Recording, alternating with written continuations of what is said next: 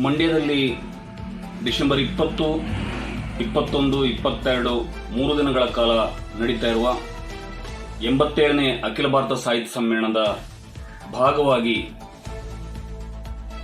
ಇಡೀ ರಾಜ್ಯಾದ್ಯಂತ ಸಂಚರಿಸಲಿರುವ ಕನ್ನಡ ರಥಯಾತ್ರೆಗೆ ಉತ್ತರ ಕನ್ನಡ ಜಿಲ್ಲೆಯ ಸಿದ್ದಾಪುರ ತಾಲೂಕಿನಲ್ಲಿರುವ ಭುವನಗಿರಿಯಲ್ಲಿರುವ ಭುವನೇಶ್ವರಿ ದೇವಾಲಯದ ಸನ್ನಿಧಿಯಲ್ಲಿ ಸೆಪ್ಟೆಂಬರ್ 22ರಂದು ಚಾಲನೆಯನ್ನು ನೀಡಲಾಗ್ತಾ ಇದೆ.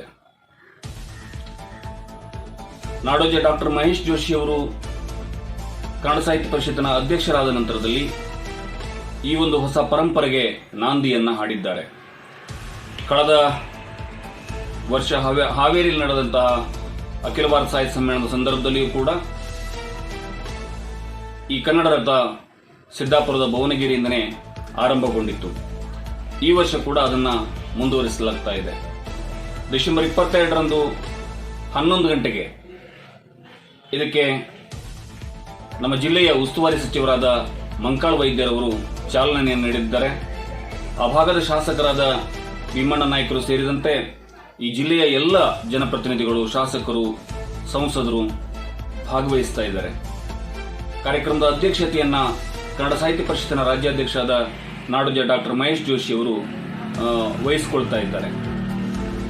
ಇಡೀ ನಾಡಿನಲ್ಲಿ ಭುವನೇಶ್ವರಿ ದೇವಿಯ ಒಂದು ದೇಗುಲ ಇದೆ ಅಂತ ಹೇಳಿದ್ರೆ ಅದು ಉತ್ತರ ಕನ್ನಡ ಜಿಲ್ಲೆಯ ಸಿದ್ದಾಪುರ ತಾಲೂಕಿನ ಭುವನಗಿರಿಯಲ್ಲಿರುವ ಭುವನೇಶ್ವರಿ ದೇವಾಲಯ ಮಾತ್ರ. ಈ ಹೆಗ್ಗಳಿಕೆಯನ್ನು ಹೊಂದಿರುವ ಉತ್ತರ ಕನ್ನಡ ಜಿಲ್ಲೆಯ ಸಿದ್ದಾಪುರದಿಂದಲೇ ರಾಜ್ಯ ಮಟ್ಟದ ಈ ಕನ್ನಡದ ರಥ ಚಾಲನೆಗೊಳ್ತಾ ಇರುವುದು, ಉದ್ಘಾಟನೆಗೊಳ್ತಾ ಇರುವುದು ನಿಜಕ್ಕೂ ನಮಗೆ ಅಭಿಮಾನದ ಸಂಗತಿ. ಇಂತಹ ಕಾರ್ಯಕ್ರಮದಲ್ಲಿ ಇಡೀ ಜಿಲ್ಲೆಯ ಎಲ್ಲ ಹಿರಿಕಿರಿಯ ಸಾಹಿತಿಗಳು, ಕನ್ನಡ ಪರ ಸಂಘಟನೆಯ ಪದಾಧಿಕಾರಿಗಳು, ಹೋರಾಟಗಾರರು, ಸಹೃದಯಿಗಳು, ಎಲ್ಲ ಕನ್ನಡದ ಮನಸ್ಸುಗಳು ಭಾಗವಹಿಸಬೇಕು ಅನ್ನೋದು ನಮ್ಮ ಕೋರಿಕೆ.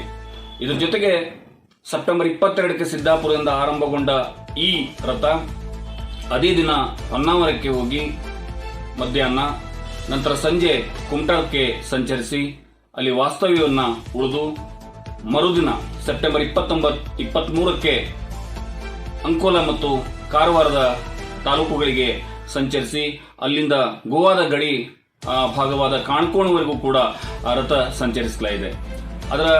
ಅದೇ ದಿನ ಜೊಯ್ಡಾದಲ್ಲಿ ವಸತಿ ಉಳಿದು ಸೆಪ್ಟೆಂಬರ್ 24ರಂದು ಜೊಯ್ಡಾ, ದಾಂಡೇಲಿ ಮೂಲಕ ಹಳಿಯಾಳದವರೆಗೂ ಸಾಗಿ ಹಳಿಯಾಳದಲ್ಲಿ ಆ ದಿನ ವಸತಿಯನ್ನ ಉಳಿದು ನಂತರದಲ್ಲಿ ಸೆಪ್ಟೆಂಬರ್ 25ರಂದು ಯಲ್ಲಾಪುರ ಮತ್ತು ಸಿರ್ಸಿ ಮಾರ್ಗವಾಗಿ ಸಂಚರಿಸಿ ಅದು ಹಾನಗಲ್ ಮೂಲಕ ಹಾವೇರಿ ಜಿಲ್ಲೆಯನ್ನ ಪ್ರವೇಶ ಮಾಡ್ತಾ ಇದೆ.